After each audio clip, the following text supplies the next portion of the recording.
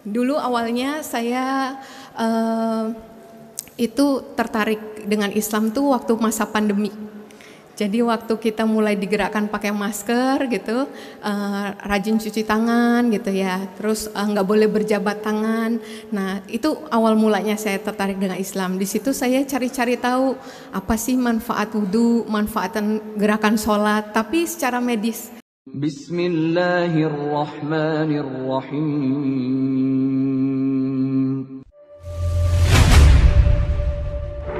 Ya ayyuhalladzina amanu udkhulu fis-silmi kaffah.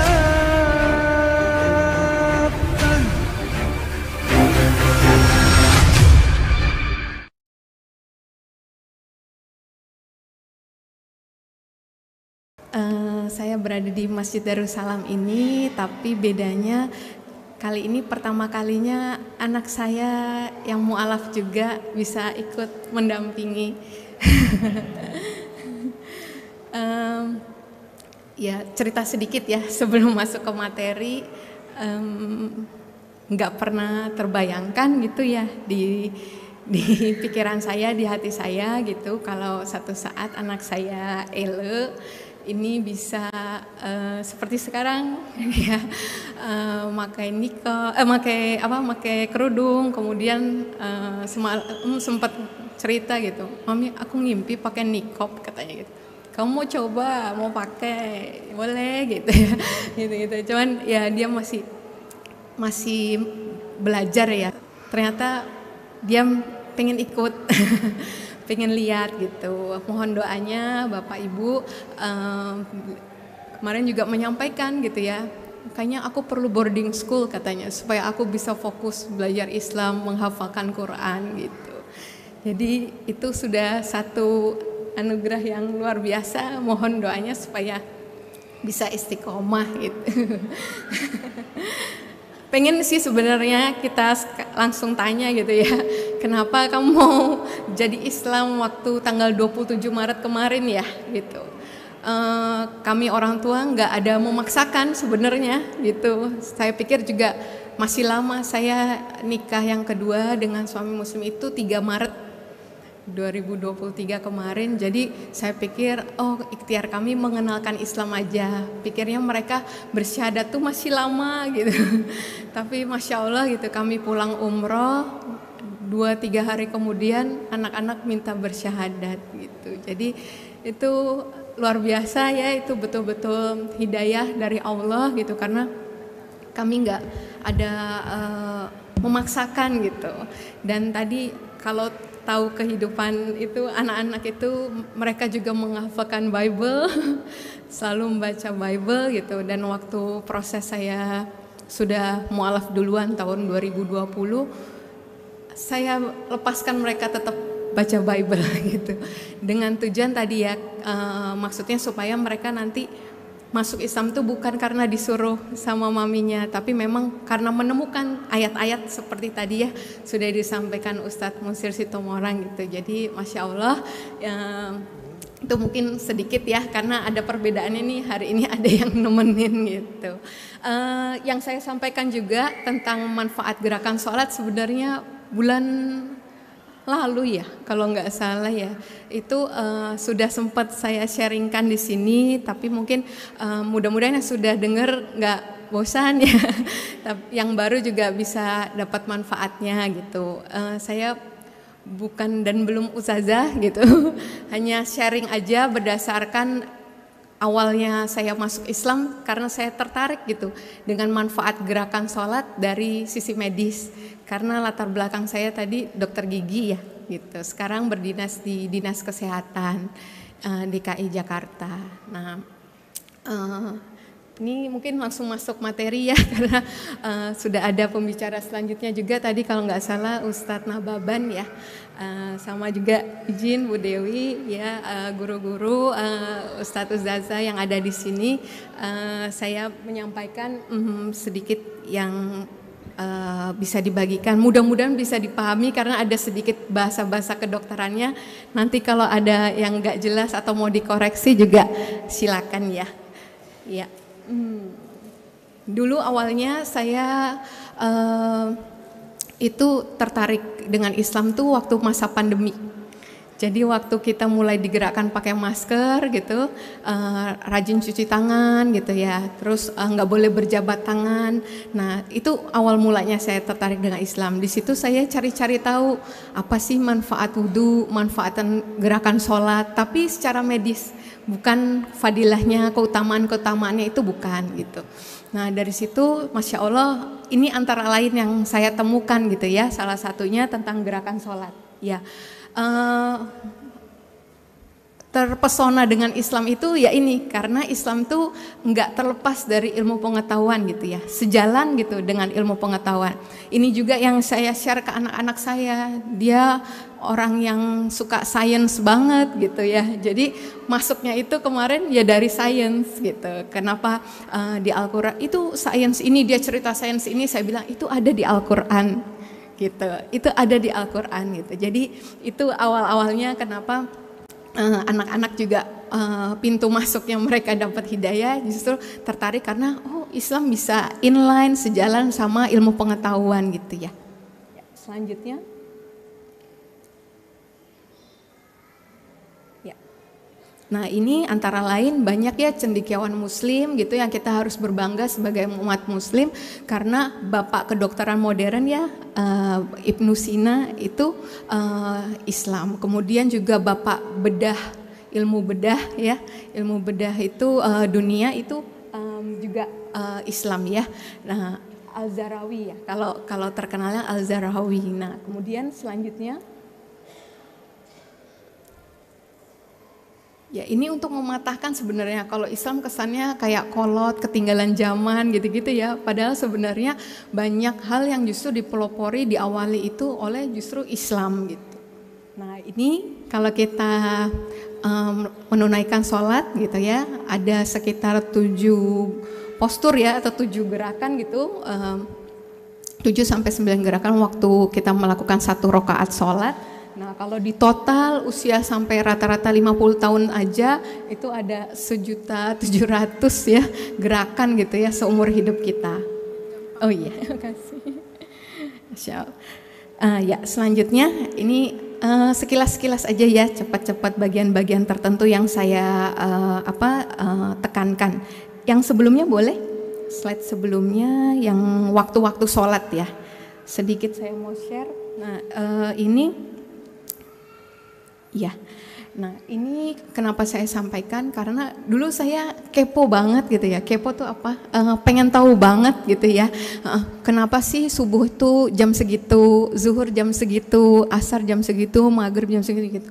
Dan ternyata Masya Allah itu semua nanti ada bukunya juga itu yang saya baca kenapa di jam segitu gitu. Nah kalau dihubungkan dengan sains nih ada yang slide selanjutnya. Kalau dihubungkan dengan sains itu nyambung karena di alam itu ada spektrum warna.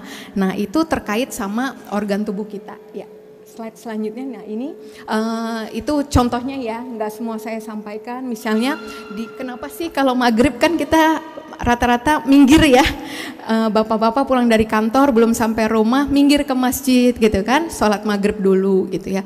Kalau maghrib anak-anak disuruh masuk udah maghrib gitu ya. Nah banyak juga dibilang kalau maghrib kalau nggak minggir nanti banyak kecelakaan atau apa ya. Sebenarnya itu bukan mistis gitu ya, bukan kayak gitu, tapi justru itu sebenarnya kalau dikaitkan dengan sains ada. Jadi di saat itu terjadi kayak ini tumpang tindih frekuensi ya di alam itu, makanya bisa mengganggu penglihatan kita. Nah jadinya makanya kenapa akhirnya pas maghrib gitu ya, kalau kita nggak minggir, nggak sholat, lanjutin perjalanan bisa terjadi kecelakaan atau resikonya jadi lebih tinggi, itu dari situ sebabnya gitu.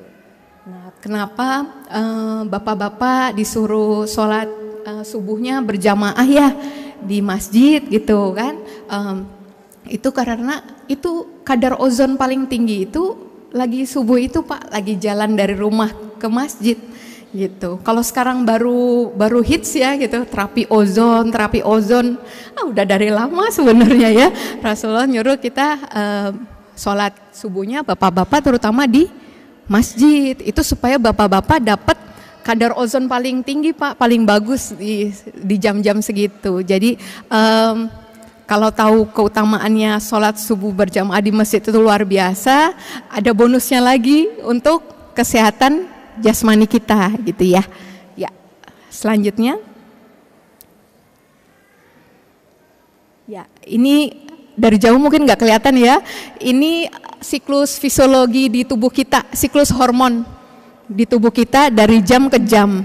Nah, kenapa sholat duha itu dikasih keutamaan di sekitar jam 9, jam 10 gitu ya?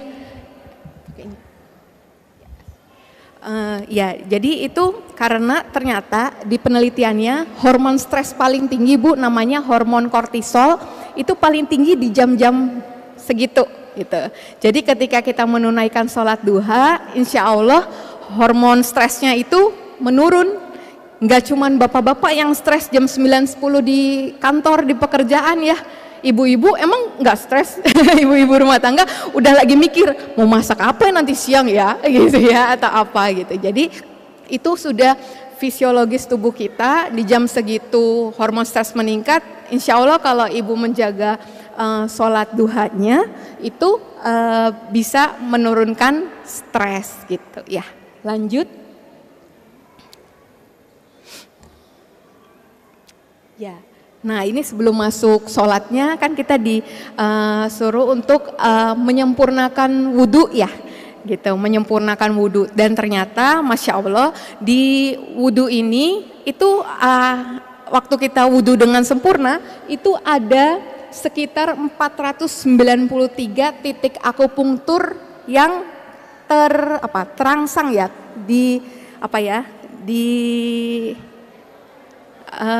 waktu kita pegang, kita gosok-gosok itu terpengaruh gitu. Itu ada 490 titik akupunktur. Ada yang rutin akupunktur mungkin atau udah pernah coba? Nah, itu kalau belum pernah coba akupunktur, sebenarnya kalau wudhu kita sempurna itu udah kayak di akupunktur, Bapak Ibu ya. Ini contohnya di wajah kita itu ada 84 titik. Kemudian tadi maaf sebelumnya sedikit ya, di tangan 95 titik, di kepala 64 titik, di telinga 125 titik, di kaki ada 125 titik juga. Jadi Masya Allah ya, kalau bisa diusahakan untuk berwudu dengan sempurna. Ya, selanjutnya ya.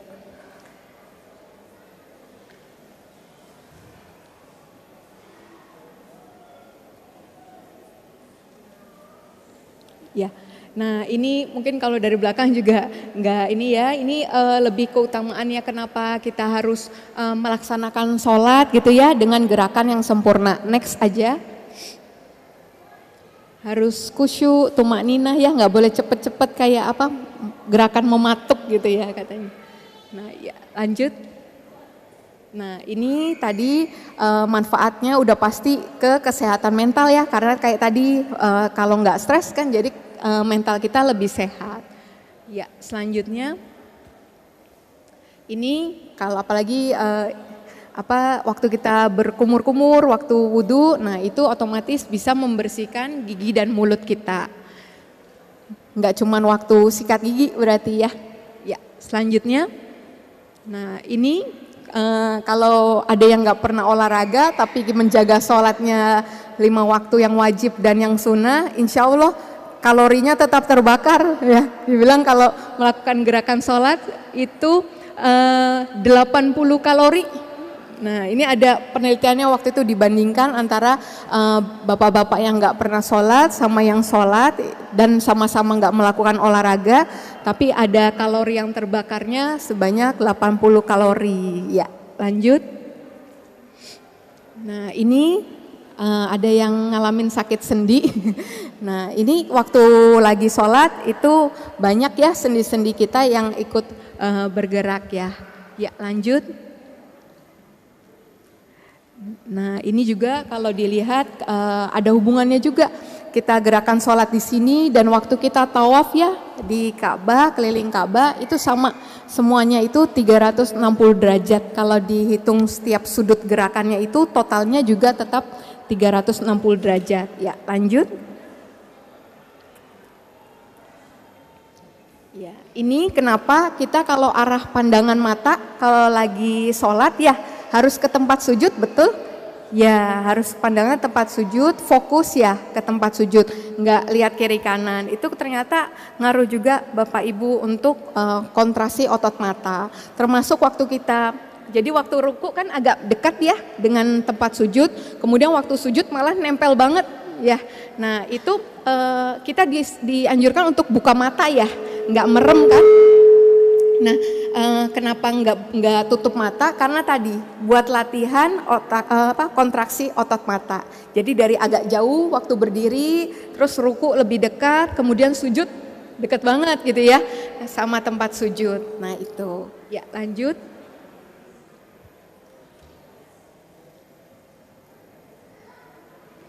Oh di sini dia agak delay. Iya. Nah ya lanjut.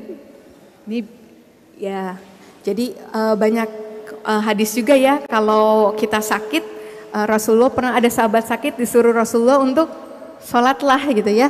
Jadi sholat itu bisa juga sebagai obat gitu ya. Waktu kita sakit bukan justru excuse untuk nggak usah sholat deh, Allah tahu deh kalau kita lagi sakit. Justru kita sholat, bahkan kalaupun nggak bisa digerakkan, kedip mata pun bisa ya, karena Islam itu memudahkan gitu. Nah ini mulai masuk dari setiap gerakan sholatnya gitu ya. Saya nggak masuk ke fikih sholatnya ya, karena nggak kompeten gitu ya di fikih sholat ini. Jadi mungkin sedikit sharingnya justru di manfaat secara medisnya. Ya lanjut. Gerakan takbiratul ihram ya, dari yang gerakan pertama itu waktu awal tuh saya pikir pasti nggak ada manfaatnya, kan cuma berdiri doang ya kan gitu. Ternyata Masya Allah dari berdiri sampai nanti salam cuman kayak noleh-noleh itu ada manfaatnya gitu ya. Lanjut.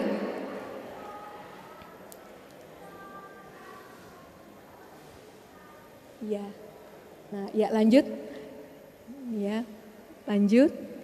Ini saya lewatin ya, ini yang manfaat-manfaatnya aja ya. Dari berdiri itu gitu ya, itu yang terjadi adalah sekat rongga dada kita menjadi terlatih. Kan kita ada gerakan begini ya, membuka gini, nah itu sekat diafragma kita terbuka, terlatih. Nah ada active pumping tuh kayak dipompa, kelenjar getah bening kan ada yang di ketiak ya. Nah itu bisa keseluruh dan melatih kekuatan otot lengan gitu ya. Kayak orang lagi di gym ya Bu, ini tapi kita begini. Nah itu, nah dan posisi berdiri ini ternyata nyambung dengan gerakan selanjutnya yaitu ruku. Kalau posisi berdirinya salah, nanti pas rukunya nggak bisa sempurna gitu. Jadi yang sempurna yang bagaimana berdirinya itu yang ini jari-jari kita itu memang menghadap kiblat ya. Jangan terlalu begini, jangan masuk gini. Karena nanti ngaruh pas rukunya ini, nanti kalau nggak yang lurus tadi, nggak bisa 90 derajat rukunya. Nah itu yang dibilang mempengaruhi fleksibilitas otot hamstring, muskul hamstring tuh di paha belakang. Nah itu yang kenapa mulai dari berdiri harus sempurna. Ya lanjut. Ya lanjut. Ini ya. Meletakkan tangan kita kalau ini sedekap ya gitu ya di dada. Ibu kalau lagi marah juga kan bisa sabar gitu ya. Yang dipegang sini ya Bu ya.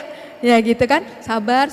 Nah ini juga, ini sebenarnya waktu kita taruh tangan di situ, itu akan merangsang kerja hormon hipotalamus yang ada di otak, itu memberikan efek ketenangan. Makanya kalau lagi marah, sabar gitu ya.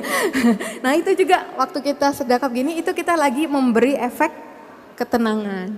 Nah menghindarkan dari berbagai gangguan sendi, khususnya karena masih berdiri, jadi tubuh bagian atas. Ya lanjut.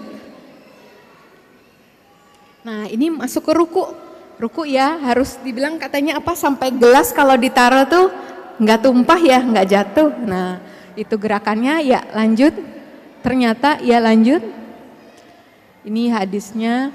Nah ini tadi meregangkan yang muskulus hamstring yang di belakang di paha belakang, kemudian bisa kalau waktu berat badan kita geser ke depan itu pembuluh darah ini ngalir ke tubuh bagian tengah ya, jantung kayak gitu ya waktu kita gini. Kalau sujud nanti ke otak ya, karena kan lebih bawah, jantung kita nanti lebih atas daripada otak kita. Nah ini lanjut, terjadi relaksasi atau peregangan dari tulang-tulang belakang kita. Di dalam tulang belakang tuh banyak syaraf-syarafnya. Nah ya lanjut, nah ini waktu posisi jantung sejajar dengan otak, aliran darah maksimal di bagian tubuh tengah. Nah juga nanti ini leher, tengkuk ya, saraf memori, daya ingat itu juga ikut terangsang ya. Lanjut sampai ruku ya, lanjut. Nah ini juga bisa memproduksi nitric oxide, itu bagus ya, mengalir di dalam peredaran darah kita, jadi bisa meningkatkan kadar zat adrenalin, jadi semangat gitu. Ya lanjut. Nah itidal ya, pas bangun dari ruku, nah kayaknya emang ada manfaatnya, ada juga ternyata. Ya lanjut. Ya hadisnya, ya manfaatnya. Nah ini kalau pas waktu iktidal itu kita kayak lagi, nah perutnya kayak lagi dipijat ya. Jadi makanya yang terpengaruh organ pencernaan.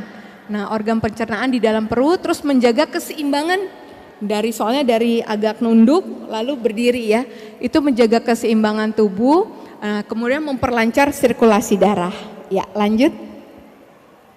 Nah ini waktu sujud udah sering banyak yang nyampaikan ya, bagus buat otak terutama. Ya lanjut.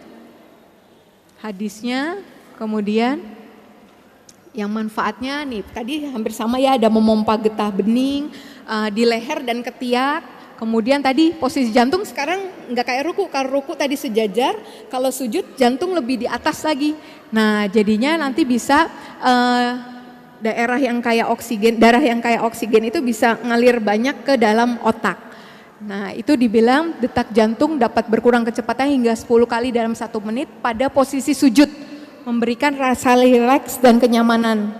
Maka ada yang kalau doanya lama waktu sujud gitu ya, banyak doanya panjang, nggak apa-apa, insya Allah nanti udah selesai sholat jadi tenang gitu ya, jadi nggak khawatir lagi gitu ya, percaya bahwa Allah maha mendengar doa-doa yang tadi sudah kita sampaikan. Ya lanjut. Ya ini meningkatkan daya tahan pembuluh darah di otak, kemudian juga beberapa urat saraf tuh ada ya, kalau ada yang melakukan penelitian, ada beberapa saraf di otak itu yang nggak akan teraliri darah dengan baik kalau nggak sujud. Jadi kebayang kalau orang seumur hidupnya nggak pernah sujud gitu ya, jadi ada saraf yang nggak teraliri darah dengan baik. Beruntungnya kita yang melaksanakan sholat dan bersujud lebih dari 5 kali ya, gitu kan, 5 kali dalam sehari ya, menghindarkan dari gangguan wasir ambeien. Kok bisa ya, sujud bisa mencegah wasir ya. Lanjut.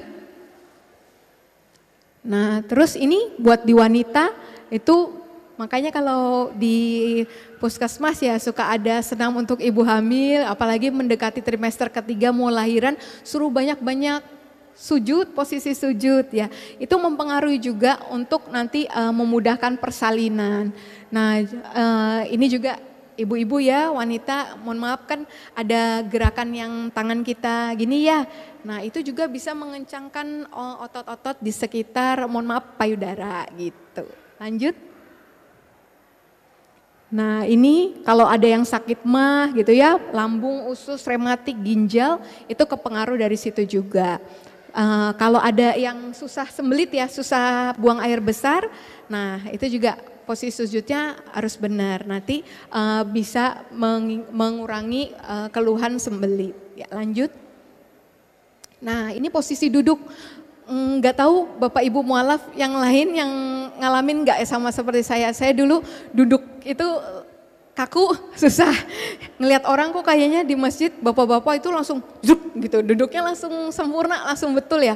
Saya tuh sakit gitu, memastikan jari-jari itu menghadap ke kiblat, tapi ketekuk, terus sebelah kiri didudukin ya sama bokongnya, itu kayak gimana sih kok kok yang lain gampang sih, saya agak lama itu sampai bisa lemes gitu, kakinya bisa kayak gitu. Nah itu ternyata kalau betul itu benar seperti tadi kita lagi refleksi ya, kayak lagi refleksi itu makanya kalau duduknya sempurna betul organ yang dipengaruhi itu jadi tepat gitu ya. Ternyata duduk ini mempengaruhi, ya lanjut, antaranya itu ada reproduksi juga. Reproduksi baik wanita maupun laki-laki ya. Tuh menghindari nyeri pada pangkal paha, kemudian menjaga kelontaran saraf paha dalam, lutut, betis, jari-jari kaki, memperkuat jantung dan sistem sirkulasi darah. Lanjut. Nah, ini lanjut, ini tasyahud akhir ya. Tasyahud akhir gerakan duduknya juga beda lagi kan ya. Nah itu ternyata tadi ini organ reproduksi duduk tawaruk tadi ya sangat baik bagi pria nih bapak-bapak, tumitnya kan menekan kandung kemih. Nah juga bisa mencegah prostat gitu ya kalau ada yang masalah penyakit prostat. Kemudian menjaga kelenturan kekuatan organ gerak kita, merefleksi saraf kaki. Ya kayak direfleksi kalau duduknya betul. Ya lanjut. Nah ini kalau ke tempat refleksi suka ada poster gambar ini gitu ya, yang jempol ini berhubungan sama organ mana, yang ditumit berhubungan sama organ mana. Nah itu Masya Allah ternyata kita setiap lagi sholat itu seperti sedang direfleksi juga ternyata kalau betul ya gerakannya. Ya lanjut. Ini terakhir salam, ya kayaknya cuman tolah-toleh ya. Apa manfaatnya? Masya Allah nih ibu-ibu senang nih. Kalau pas salam itu ternyata ya lanjut hadisnya kemudian manfaatnya itu salah satunya mengencangkan otot wajah Bu. Nggak usah ditarik-tarik benang itu apa botox sama gitu ya. Menjaga kekencangan kulit wajah, tuh, menyempurnakan aliran darah di kepala, relaksasi pada otot leher gitu ya. Salamnya yang mantap, nggak cuma sekedar gini-gini ya, sampai oh iya lagi dikencangkan otot wajahnya gitu ya. Lanjut, udah kayaknya nggak banyak. Ini kesimpulannya ya, ini dari Quran surat Al-Anbiya ayat 16, terjemahannya dikatakan dan tidaklah kami ciptakan langit dan bumi dan segala yang ada di antara keduanya dengan bermain-main ya. Allah menciptakan segala sesuatunya, Rasulullah ada hadis-hadis sahih yang menganjurkan kita untuk hidup sehat dan sebagainya, itu semua tidak ada main-main, itu semua pasti ada tujuannya, ada manfaatnya gitu. Tinggal kita motivasinya itu karena kita mencintai Allah dan Rasul, karena kita mau taat sama Allah dan Rasul, manfaat untuk jasmani kita itu bonus. Nah kemudian ini sholat itu kesatuan tubuh ya, tubuh, jasmani dan rohani. Jadi nggak cuman kita menghadirkan Allah ya kayak Allah seolah-olah ada di hadapan kita sujud di hadapan Allah, tapi juga kesatuan di jasmani kita juga ikut ya. Kemudian juga semua manfaat tadi yang didapat dari penelitian tadi ya, itu banyak yang penelitian tuh nggak orang Islam loh yang melakukan penelitian gitu. Kalau orang Islam yang melakukan mungkin bisa aja nggak objektif ya, tapi banyak yang melakukan penelitian itu justru orang-orang yang di luar Islam gitu. Tapi Masya Allah dari situ kita yakin ya bahwa tadi inat dina indalahi Islam, nggak ada yang sedetail ini ya, mengatur tentang dari kita bangun tidur sampai tidur lagi, dari kita lahir sampai meninggal gitu. Nah di sini tadi disampaikan syaratnya tadi semua manfaat itu bisa kita dapatkan ketika kita melaksanakan sholat dengan cara tadi, dengan istiqomah, dengan tumaninah, dengan tertib gitu ya. Insya Allah kita semua dimudahkan untuk bisa menyempurnakan, setiap hari menyempurnakan mulai dari gerakan wudhu sampai gerakan sholat gitu. Dan semuanya bisa mendapatkan manfaat gitu ya dari semua amal soleh yang kita lakukan. Untuk kita lebih khusyuk lagi dalam sholat. Begini Dok, tadi tentang di posisi duduk, tadi memaparkan cuma posisi kakinya saja. Nah, untuk punggung, kan setiap postur punggung tuh orang tuh beda-beda ya, ada yang bongkok, ada yang lurus. Apakah ada yang dikhususkan untuk posisi duduk itu harus tegak apa sebiasanya kita duduk saja? Soalnya saya selaku sebagai mama gitu ya suka sering ngeluh di ini nih, di sakit ini. Apakah ada gerakan khusus dari dokter apa gimana? Apa dalam sholat itu harus ditegakkan apa gimana? Saya solusinya seperti itu aja. Nanya punggung itu gerakannya tegak atau sebiasa kita saja. Terima kasih. Wassalamualaikum warahmatullahi wabarakatuh. Ya, makasih pertanyaannya. Langsung jawab atau satu lagi, Pak?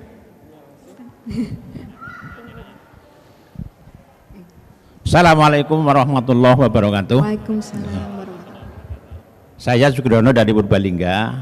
Ini sebetulnya bukan pertanyaan Bu, tapi satu, kami merasa sangat bangga atas apa yang disampaikan oleh Ibu Karissa Ghani, nanti mungkin Bu Dewi dan Ustadz yang lain yang tentu basicnya dulu non muslim. Yang kedua kali harapan mudah-mudahan ibu-ibu, ustazah dan ustadz kedepannya lebih berjuang lebih gigih lagi untuk membela agama Allah. Demikian, wassalamualaikum warahmatullahi wabarakatuh. Waalaikumsalam warahmatullahi wabarakatuh. Masya Allah, merinding Pak ya. Insya Allah ya Pak, itu cita-cita kita bersama ya, selalu menolong agama Allah ya. Quran surat Muhammad ya. Itu dikatakan kalau kita menolong agama Allah, niscaya Allah akan menetapkan kedudukan kita dan menolong kita ya, amin ya rabbal alamin. Nah tadi kalau yang tentang punggungnya itu secara fikih sholatnya nanti saya takut salah ngomong, itu nggak saya sampaikan, cuman kalau tentang manfaat dari gerakan sholatnya itu rileks sih sebenarnya, rileks, ditariknya stretchnya itu justru waktu ruku. Waktu ruku itu tulang belakangnya itu stretchingnya waktu ruku, posisi ruku gitu. Tapi kalau pas duduknya itu lebih ke rileks ya, karena kan badan kita itu ngikutin tadi dudukan kita, kaki kita gitu. Otomatis kayaknya kalau untuk tegak banget juga nggak bisa gitu. Jadi ya memang rileks ngikutin tadi posisi kakinya. Yang pertama kan masih tawaruk ya, iftirash gitu ya gitu. Nah jadi dari situ sih. Nanti kalau manfaat di punggungnya itu saya belum ketemu. Nanti kalau ketemu penelitian yang tentang di punggungnya waktu duduk itu nanti bisa saya titip lewat Bunda Yeni ya. Nah kalau tadi dapatnya soal pas duduk itu penelitiannya lebih ke yang karena didudukin, kakinya didudukin. Kalau ke punggungnya saya jadi baru ingat juga ya, iya itu kok belum dibahas ya. Ya makasih ya udah melengkapi. Insya Allah nanti kalau ketemu jawabannya saya titip Bunda Yeni. Ya silakan.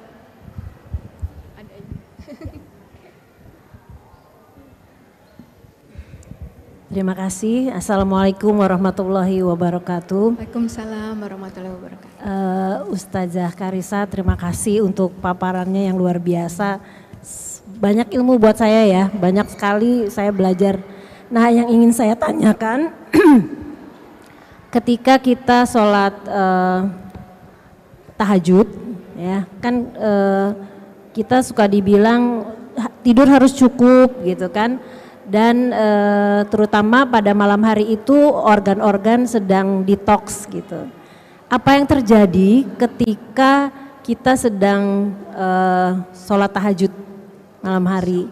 Nah itu mohon penjelasannya karena saya agak bingung ya, seolah-olah kontradiksi dengan tadi, tapi saya juga merasakan manfaatnya juga, saya kok baik-baik aja gitu. Ya. Terima kasih Ustaz ya. Ada lagi atau saya jawab dulu ya? Iya. Makasih Bu, pertanyaannya sama, itu juga saya sempat mikir gitu ya. Tapi ternyata Bu, jam tubuh kita nggak istirahat full terus gitu. Ya, jadi dia ada jam-jamnya. Kenapa kita harus tidur di awal ya? Kalau nggak ada keperluan kan habis Isya disuruhnya tidur ya. Tidur dulu karena nanti mulai start di jam 10-11 itu organ hati, organ ginjal gitu Bu. gitu. Terus makanya juga dibilang minumnya sedikit aja kalau udah malam itu Bu, biarin nggak ke toilet gitu, bangun tengah malamnya karena ke toilet gitu. Nah jangan minum terlalu banyak, kayak mungkin 2 teguk aja gitu. Nah supaya tidurnya bisa pulas memang sampai di jam tadi jam 2 jam 3 itu bagus untuk bangun lagi. Karena di jam itu ada lagi Bu, saya agak lupa, mohon maaf. Saya pernah disampaikan kalau mau cari itu Dokter Cahyono ya, pernah sampaikan terkait hal ini gitu. Kenapa kita tidur ini dan waktu bangun tahajud itu tapi malah seger kan Ibu, rasanya malah seger. Terus kenapa kita padahal kebangun malam, terus kita nunggu sebelum subuh, kita mandi sebelum subuh gitu ya. Terus habis subuh nggak boleh tidur lagi ya. Tapi kok malah nggak apa-apa ya gitu kan. Terus malah ada qailullah ya, waktu mau zuhur disuruh tidur malahan gitu kan. Gitu. Kalau waktu itu, tapi itu semua sudah sesuai Bu. Semua dengan jam fisiologis tubuh termasuk organ tadi. Organ itu nggak selamanya dari yang malam semalaman itu dia detox, enggak. Dia ada jam-jamnya. Makanya kenapa kalau yang begadang yang kena organ hatinya misalnya atau organ ginjalnya gitu. Karena dia melewatkan waktu tadi lagi detox, tapi organ lainnya dia nggak apa-apa. Karena nggak berbarengan semua organ itu detox gitu. Dia ada jam-jam fisiologis untuk detoxnya itu. Nanti insya Allah saya sama banyak PR-nya. Ada pernah disampaikan gitu, cuman saya agak lupa, takutnya salah nyampein gitu, gitu biar lebih pastinya. Cuman yang saya tahu seperti itu. Jadi nanti justru di jam-jam 2 jam 3 itu ketika kita bangun itu termasuk tadi spektrum warna alam dan sebagainya, itu kreativitas, imajinasi, ide-ide itu muncul justru di jam-jam tahajud itu justru Bu, gitu. Itu yang kalau digabungin semuanya ya gitu. Mudah-mudahan menjawab ya Bu. Ya, nanti sebentar saya cari sebentar, kayaknya sih ada filenya. Ya. Ada lagi mungkin? Oh sudah ya, closing ya. Oke, mungkin itu yang bisa saya sampaikan Bapak Ibu sekalian. Terima kasih, saya bersyukur sekali dimudahkan Allah untuk ikut di Mualaf Fest ini ya. Nggak sabar memang untuk menantikan hari ini sih ya.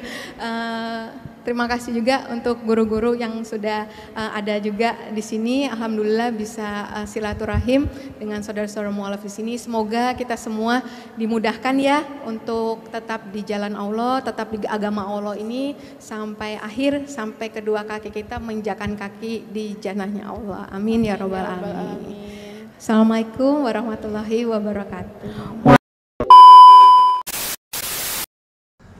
Bismillahirrahmanirrahim. Assalamualaikum warahmatullahi wabarakatuh. Ya, kembali lagi ya teman-teman sekalian yang dirahmati oleh Allah Subhanahu wa taala. Bersama dengan saya Hendriko Santoso selaku narasumber di Ngaji Cerdas, mencerdaskan umat. Nah, teman-teman di sini ada produk bagus nih. Namanya Sultan Parfum. Parfum para perindu surga. Nah, di sini ada 4 macam produk nih. Yang pertama, parfum dengan aroma Raudhah. Parfum dengan aroma Hajar Aswad, parfum dengan aroma kasturi, dan yang keempat adalah parfum aroma 2000 bunga.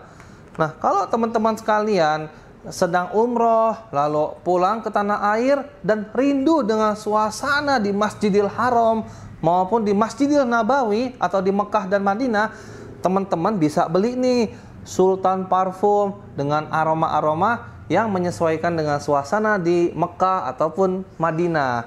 Nah, selain teman-teman beli parfum ini, nanti teman-teman dapat bonus gratisannya juga. Apa aja sih teman-teman gratisannya?